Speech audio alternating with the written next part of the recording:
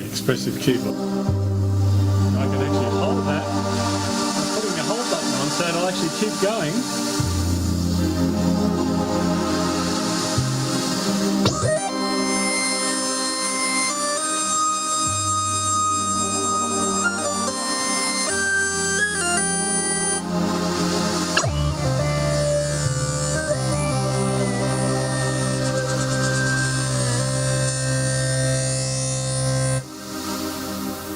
And then you can combine that with a rhythm.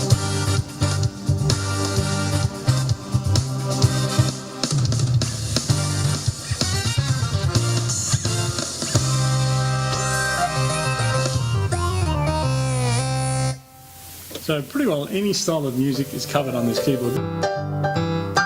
Tremendous concert grain piano, all kinds of beautiful MIDI synth pianos. Lovely layers.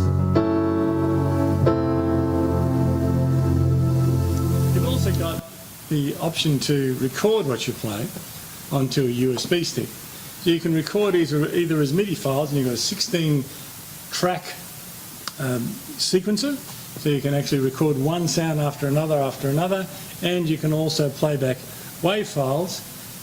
For example, something that I've already done.